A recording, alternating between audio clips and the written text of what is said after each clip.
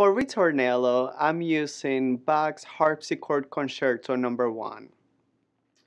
It's a Baroque era music.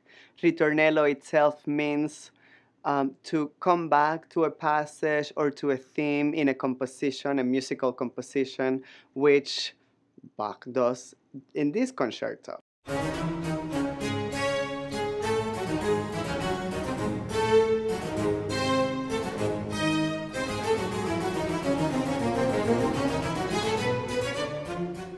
I really was interested in using a formal structure of principal couple, two soloists, and corps de ballet with a Baroque kind of sound to create a more nowadays modern, we enjoy dance, we love dancing, and it really is about the steps. In this relationship of choreographer, dancer, you have an idea based on your thoughts and your emotions and the music and movement itself.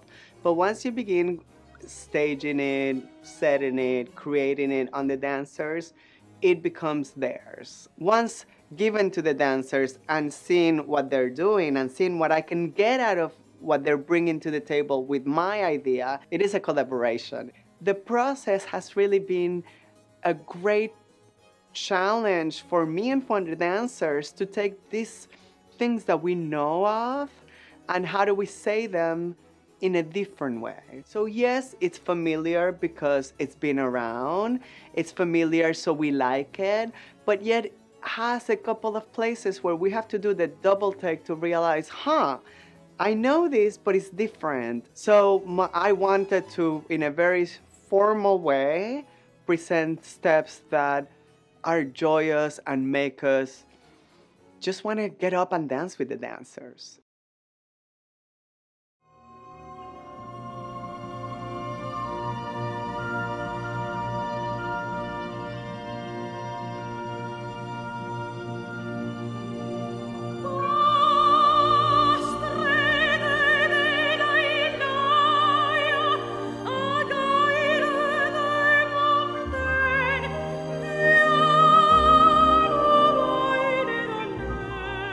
A number of years ago, I was visiting New York City with Adam Schnell, as a matter of fact, and we went to a performance that included the composition Chants d'Auvergne, which is by French composer Joseph Canteloube.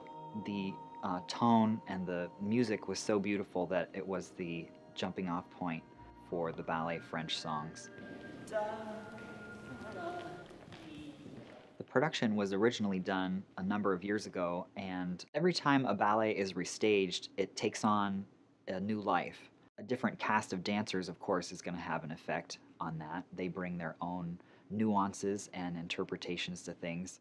French Songs has been done several times, actually, since the premiere, but most often just the principal pas de deux and their solos, not the entire ballet. And it was interesting in putting the complete ballet back together for this program on how those other sections of the ballet inform what is going on between the principal players.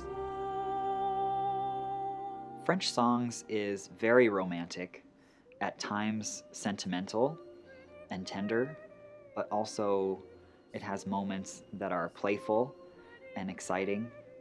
So hopefully those themes came through in the movement and combined to take you into an atmosphere that is evocative of those relationships between the dancers on stage and the stages of their relationships. You have like 1, 2, 3, 4 to get to that shape. This will be 5, 6, 7, 8. The company is Ariel Rivka Dance. We are an all-female contemporary dance company based in New York and New Jersey. And our choreographer, Ariel Grossman, who is also the artistic director, is really interested in celebrating women and the strength and beauty and how those two things can work together to make a really interesting work of art.